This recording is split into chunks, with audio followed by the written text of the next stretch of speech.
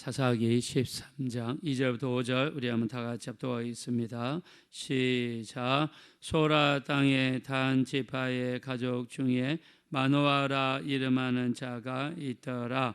그의 아내가 임신하지 못하므로 출산하지 못하더니 여호와의 사자가 그 여인에게 나타나서 그에게 이르시되 보라, 내가 본래 임신하지 못하므로 출산하지 못하였으나 이제 임신하여 아들을 낳으리니 그러므로 너는 상과 포도주와 독주를 마시지 말며 어떤 부정한 것도 먹지 말지니라.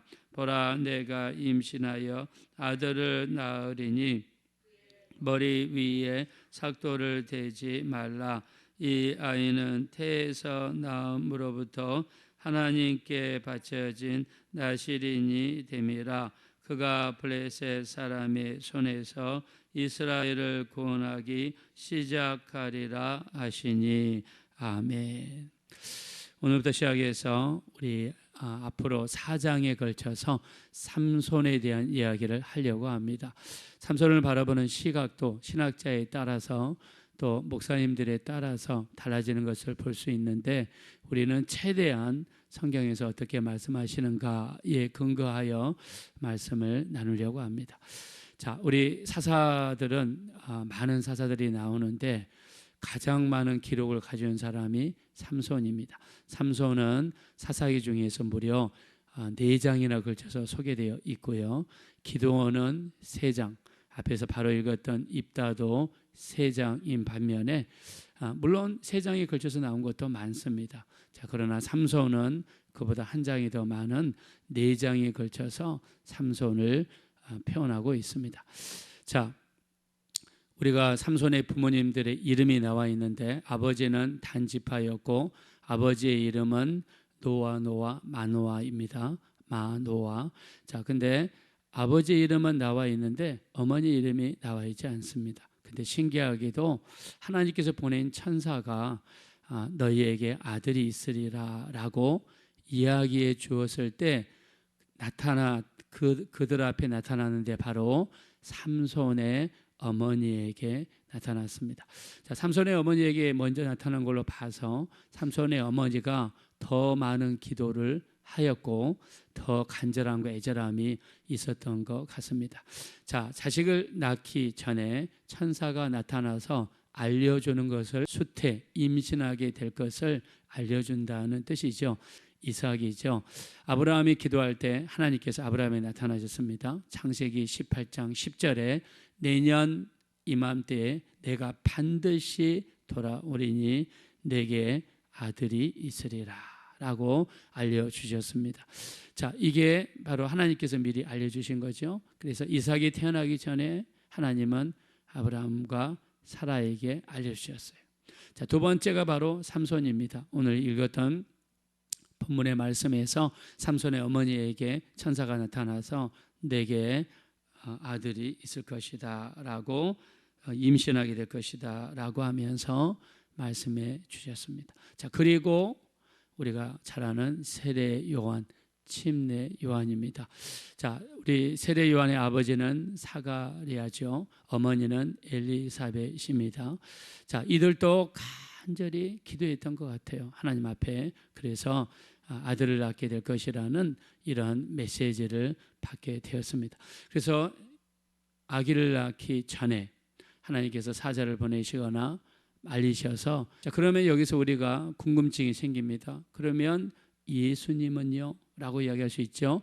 자, 누가복음 1장 35절에 하나님께서 가브리엘 천사를 마리아에게 보내셔서 성령이 내게 임하시고 전능하신 자의 능력이 너를 덮으리니 네가 아들을 낳을 것인데 그 이름을 예수라 하라 라고 하면서 예수님이 태어날 것을 이야기를 해주죠. 그때 마리아가 이야기합니다. 주의 여종이오니 말씀대로 내게 이루어지사이다 라고 누가복음 1장 37절에 고백을 하게 됩니다. 자, 마리아도 예수님이 아들이 태어날 것을 고지를 받은 사람입니다. 자, 예수님은 다르죠. 자, 이삭이라든가 삼손이라든가 요한은 부부 사이에서 태어난 자식들이었습니다. 자, 그러나 예수님은 무슨 탄생이라고 그러죠? 동정녀 탄생입니다. 예수님은 남자 여자가 결혼을 위해서 그 사이에서 태어난 것이 아니라 전능하신 하나님의 능력, 성령이 임하셔서 처녀의 몸으로서 아들을 낳게 된 것입니다. 자, 우리 믿으시면 한번 다 같이 아멘 하겠습니다. 제가 캐나다에 갔더니요, 연합교회라고 있습니다. 장로교, 감리교, 또 다른 교단이 합쳐져서 하나의 교단을 이루어서 그 교단 이름이 연합교단입니다. 근데 거기를 가서 거기 있는 분들과 이야기를 해보니까 세상에 이런 이야기를 하시더라고요. 어떻게 처녀가 아기를 낳을 수 있어요? 그것은 예수님의 거룩함을 강조하기 위해서 그냥 성경에 기록한 것이지 실제로는 그렇지 않다라는 거예요. 제가 충격을 받았습니다. 아니, 교회를 다니고 예수님을 믿고 예수님을 믿으면 천국 간다고 믿는데 동정녀 마리아 탄생 안 믿는다고요? 그 다음에 또 이렇게 얘기하더라고요. 어떻게 요단강을 건널 수 있어요? 홍해를 건널 수 있습니까? 그거는 하나님께서 주신 은혜를 강조하기 위해서 그렇게 기록했다는 거예요. 실제로는 홍해가 건널 수 있는 부분이 있어서 갈대밭이 있다는 거예요. 거기는 물이 무릎밖에 안 차기 때문에 이스라엘 백성들이 거기를 건넜다는 거예요. 그래서 제가 한번 물어봤습니다. 그러면 그 뒤에 따라오신 그 애국 군대는 그 무릎밖에 안 차는 거기에 빠져가지고 죽었단 말입니까? 그랬더니 말을 못 하시더라고요. 그러니까 성경을 코에 골면 코골이, 귀에 골면 귀골이식으로 성경을 받아들이는 거예요. 자, 여러분, 황우석 박사가 우리나라에서 줄기세포를 만들어가지고 우리나라를 떠들썩하게 만든 적이 있어요. 그 실험이 가짜다. 그 결과가 데이터를 조작한 것이다. 자, 그래서 서울대학교에서 진상조사를 했는데 줄기세포 중에서 다른 거는 다 가짜인데 처음 만들었던 첫 번째 줄기세포는 진짜라고 발표를 했습니다. 이 말이 무슨 말이냐? 사람이 태어나기 위해서는 반드시 난자와 정자가 결합을 해야 거기에서 이 배아줄기세포 덩어리가 만들어집니다. 아기가 만들어지는 시작을 이 배아줄기세포 덩어리라고 그럽니다. 난자와 여자가 만든 그 덩어리, 이게 나중에 코가 나오고 다리가 나오고 얼굴이 나오고 몸이 만들어져서 이제 아기로 변해가는 거죠. 그래서 처음 난자와 정자가 만들어진 것, 이거를 배아줄기세포라고 그러는데, 이거는 난자와 정자가 있어야지 만들어져요. 남자 여자가 결혼해야 만들어져요. 근데 황우석 박사가 만든 첫 번째 줄기세포는 난자만 가지고도 사람이 만들어질 수 있는 줄기세포를 만드는 데 성공한 거예요. 요즘에는요, 이제 과학이 발달해 가지고 불법적으로 이런 일을 하는 사람들이 있습니다. 자, 이 줄기세포를 사람들이 환장하죠. 왜 환장합니까? 이거를 띄어다가 척추를 못 치는 사람 속에다가 딱 집어넣어주면 척추에 신경이 형성이 돼서 척추가 되살아나는 거예요. 팔에 문제가 있는 사람한테 여기에다가 줄기세포를 집어넣어주면 신경이 되살아나고 거기를 활성화시켜서 거기가 펴지는 거예요. 그래서 사람들이 열광한 거예요. 그래서 요즘에 과학이 오히려 정자 없어도 난자만 가지고도 만들어질 수 있다는 거. 그래서 요즘에 복제하지 않습니까? 개도 그렇게 해가지고 복제하잖아요. 지금 그런 세상이 됐어요. 지금 오히려 과학이 처녀가 혼자 임신할 수 있다는 것을 이야기하고 있습니다. 근데 성경은 2000년 전부터 마리아가 혼자서 아기를 낳았다는 것을 이야기합니다. 자, 이것은 왜 그렇습니까? 하나님은 전지하시고 전능하신 분이시고 우리를 만드신 분이기 때문에 하나님의 능력이 임하시면 능히 가능하게 될 줄로 믿습니다. 자, 예수님은 처녀 동정녀 탄생이기 때문에 예수님은 하나님의 아들로서 인간의 육체를 입고 오셨기 때문에, 자, 여기 나왔던 이삭이라든가 삼손이라든가 세례 요한, 침례 요한은 이 땅에 와서 있을 백성들을 위한 일을 위해 특별한 사명을 지엽적으로 받은 사람들이지만 예수님이 이 땅에 오신 것은 만민을 위하여 우리 죄를 뒤집어 쓰고 십자가에서 피 흘려 주시고 그 흘린 보혈로 우리 죄를 용서해 주셨기 때문에, 자, 근데 이때 당시에 풍조에 의하면 여자가 아주 수치스럽게 생각하는 게 있어요. 여자로서 시집을 갔는데 아주 수치스럽고 불명예스럽고 저주받은 것에 가깝게 생각하는 게 있습니다. 첫째가 유산이고 두 번째가 불임입니다. 아기를 갖지 못하는 것을 굉장히 수치스럽게 생각을 해요. 자, 그 근거를 우리가 보면 우리가 출애굽기 23장 26절에 보면 이렇게 나와 있습니다. 너희 중에서 유산하는 자가 없게 할 것이며 수태하지 못하는 자가 없게 할 것이다. 또 신명기 7장 14절에서도 사람뿐만이 아니라 암컷과 숫과 짐승 속에서도 수태하지 못하는 자가 없게 할 것이다. 자, 성경 전체에서는 유산과 수태하지 못하는 자가 없게 하실 거라고 하나님 말씀해요. 그러면 인간 속에서 유산한 자가 있거나 이 불임하는 여성이 있다면 그것을 그때 당시의 기준으로 불명예스럽게 여겼습니다. 그래서 여자가 아기가 없게 되면 어떻게 합니까? 자, 우리가 한나의 경우를 한번 보겠습니다. 사무엘상 1장 10절에 보면 한나가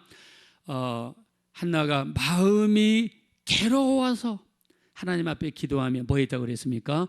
통곡했다고 그랬어요. 아기가 없는 것에 대해서 너무나 슬프고 서러워서 마음이 괴로워서 하나님 앞에 기도하며 통곡했다. 또 사무엘상 1장 15절에는 나는 마음이 슬픈 여자라 여호와 앞에 내 심정을 통했다 그랬습니다. 또 사무엘상 1장 16절에는 나는 원통함과 격분됨이 많은 여자다라고 표현했습니다. 아기가 없는 것 자체를 너무나 힘들고 어려워서, 그래서 아기가 없는 집안에서는요 어떻게 해서든지 아기를 낳기 위해서 하나님 앞에 간절하게 기도하는 거예요. 아브라함과 사라도 그랬고요, 마노아의 아내 삼손의 어머니도 그랬고요, 또 세례 요한 침례 요한의 어머니 아버지 사가랴와 엘리사벳도 그랬습니다. 애절함과 간절함을 가지고 기도하니까 하나님이 천사를 보내셔서 너희에게 아들이 있을 것이다 라고 축복의 메시지를 전달했습니다. 여기서 축복하겠습니다. 여러분 기도 속에 애절함과 간절함을 가지고 기도하실 때 하나님의 놀라운 응답이 하늘로부터 쏟아지게 되시기를 예수 이름으로 축원합니다. 애절함과 간절함이 중요한 거예요. 왜 애절함과 간절함이 있느냐? 그들에게 아기가 없으니까. 아기가 없는 것이 그때 당시 기준으로 수치니까. 자, 내게 있는 문제와 어려움이 나로 하여금 하나님 앞에 간절히 가게 만들어서 기도하게 만들고 부르짖게 만들고 하나님 앞에 기도하게 만들고 무릎 꿇게 만들고 하나님을 찾게 만들었습니다.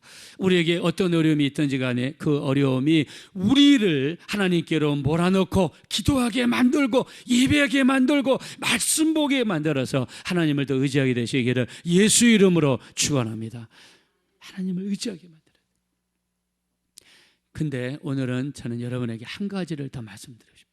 자, 우리에게 힘들고 어려운 일이 있으면 당연히 기도해야죠. 부르짖어야죠. 예배해야 됩니다. 말씀으로 돌아가야 돼요.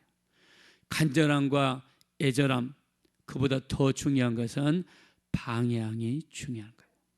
방향이 중요한 거예요. 내가 있는 힘을 뛰어갑니다. 나는 무조건 갈 거야. 나는 무조건 저기까지 갈 거야. 예를 들면 여기서 내가 어떤 일이 있어도 빨리 부산을 가야 돼. 그러면 경부고속도로를 타고 천안까지 가다가 천안에서 이 갈림길이 나오죠. 호남으로 가느냐 경남으로 가느냐. 거기서 경상도로 틀어야죠. 왼쪽으로 틀어야죠. 그래서 대전 쪽으로 해서 이 천안, 이 청주로 해서 쭉 대구로 해가지고 이 구미로에서 내려가야죠. 근데 무조건 나는 갈 거야 하면서 무조건 길이 나온다고 그래서 갔는데, 아니 갔더니 강주가 나와요. 아니 갔더니 갑자기 이 목포가 나와요. 우리가 열심히 중요하지만 뭐가 중요한가? 우리는 방향이 중요합니다. 자, 우리 사무엘 이 열왕기상 18장에 보면요, 바알 선지자 450명, 아세라 선지자 400명, 850명, 그 다음에 엘리야 선지자 1명. 자, 바알 선지자들이 아침부터 저녁까지 얼마나 열심으로 춤을 추고 나중에 칼과 창을 가져와가지고 몸에다가 상처를 내서 피를 내고 그리고 소리를 높이고 하루 종일 그렇게 열심히 기도하고 찬양하고 몸에다가 상처를 내며 자기 정성, 지극정성을 하는데 누구한테 기도하는 거예요? 바알한테 기도하는 거예요. 바알한테 기도하는데 응답이 왔습니까? 안 왔어요. 그러나 엘리야 선지자는 이렇게 기도하죠. 우리 열왕기상 18장 36절에 주께서 이스라엘의 하나님이신 것과 내가 주의 종인 것과 내가 주의 말씀대로 이 모든 일을 행하는 것을 여기 있는 사람들에게 알게 하옵소서 하면서 하나님 앞에 기도할 때 하늘 문이 열리고 하늘에서 불이 내려서 제단을 태우는 놀라운 역사가 나타났습니다. 우리의 열심은 하나님께를 향해야 되고 다른 그 어느 누구보다도 사람으로도 가도 안 되고 천사에게로도 가도 안 되고 하나님께로만 향해야 될 줄로 믿습니다. 자, 마노아가요 천사를 나중에 만납니다. 너무나 기뻐서 그 앞에 번제물을 바칩니다. 자, 우리 한번 밑으로 쭉 내려가셔서 우리 한번 말씀을 보겠습니다. 우리 16절입니다. 16절. 자, 15절 한번 보겠습니다. 15절 한번 다 같이 읽겠습니다. 시작. 마노아가 여호와의 사자에게 말하되 고아옵나니 당신은 우리에게 머물러서 우리가 당신을 위하여 염소 새끼 하나를 준비하게 하소서 하니. 자, 누구를 향해서 염소 새끼를 준비한다는 말은 하나님께 제사를 드린다 그리고 예배를 드린다는 뜻이에요. 당신께 예비하겠습니다. 당신을 위해서 염소 새끼 하나를 준비하겠습니다. 자, 여기서 당신은 하나님의 사자, 하나님의 사자는 천사죠. 하나님이 천사를 보내셔서 자, 임금이 사신을 보낼 때 임금의 사자죠. 물론 임금과 똑같은 고난을 가지고 가는 거죠. 여호와의 사자, 내가 당신을 위해서 염소 새끼를 준비해서 제사를 드리겠습니다. 그랬더니 천사의 말 한번 들어볼까요? 16절입니다. 다 같이 읽겠습니다. 시작. 여호와의 사자가 마노아에게 이르되 내가 비록 나를 머물게 하나 내가 내 음식을 먹지 아니하리라. 번제를 준비하려거든 마땅히 여호와께 드릴지니라 하니 이는 그가 여호와의 사자인 줄을 마노아가 알지 못함이었더라. 아멘. 천사는 양심 있는 천사예요. 내게 번제물을 바치지 말고 누구에게 바치랍니까? 여호와께 바치라. 하나님께 바치라는 거예요. 우리의 열심은 막 열심히 있다고 해서 보이는 대로 섬겨버려요. 보이는 대로 예배를 드려버려. 아닙니다. 우리는 열심도 중요하지만 방향이 중요합니다. 우리의 예배와 찬양과 우리의 모든 목표는 오직 우리 주 예수 그리스도와 하나님 아버지께만 올려드려야 될 줄로 믿습니다. 자, 이와 똑같은 구절이 요한계시록에 두 번 나옵니다. 요한계시록 19장 10절, 요한계시록 20장 우리 정확하게 제가 구절이 기억이 안 나는데요. 19장 10절에 보면 이 사도 요한이 천사에게 절을 하면서 경배하라고 그럴 때 내게 경배하지 말고 하나님께 경배하라고 이야기를 합니다. 자, 우리 신앙생활 열심히 있는 거 너무 중요합니다. 애절함과 간절함으로 가는 거 중요하지만 방향이 중요합니다. 우리는 사람을 높여서는 안 되고 하나님만을 높여야 됩니다. 우리는 사람을 경배해서는 안 되고 하나님만 경배해야 됩니다.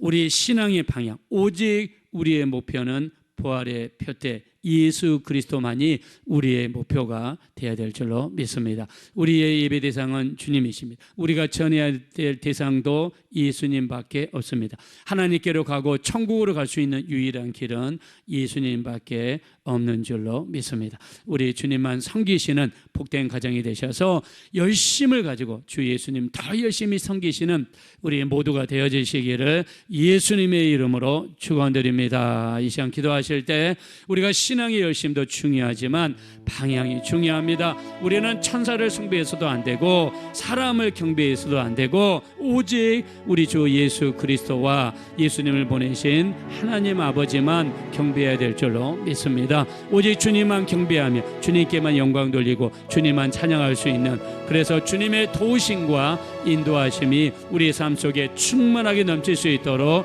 도와주십시오. 우리 합심으로 간절히 기도하겠습니다. 벌하시고 잡으라시 하나님, 진심으로 감사합니다. 우리는 부족하고 연약해서 때로는 열심으로 주님을 섬기고 나아가지만 우리는 오직 주님만 따르기 원합니다. 천사를 숭배해서도 안 됩니다. 우리가 천사를 경배해서도 안 됩니다. 오직 예수님만이 우리의 경배의 대상이요, 오직 우리 하나님 아버지만이 우리의 경배의 대상인 것을 온전히 분별할 수 있도록 우리 하나님이 인도하시고 우리를 주장하여 주십시오. 우리의 경배 대상은 오직 하나님이십니다. 성부와 성자와 성령으로 역사하시는 삼위일체 하나님밖에 없습니다. 우리 하나님을 온전히 경배하게 하시고 하나님께만 영광 돌리는 삶이 되게 하시고, 오늘 참으로 우리 가운데 오직 삼위일체 하나님께서 예수님 안에 임하셔서 우리 가운데 임하여 주셨습니다. 우리 주님만 섬기고 주님만 모시고 예수님만 증거하고 예수님만 전파하고 예수님만 드러낼 수 있는 우리 예수로 충만한 가정이 될 수 있도록, 예수님의 이름으로 승리하는 우리가 될 수 있도록 우리 하나님 역사하여 주시옵소서.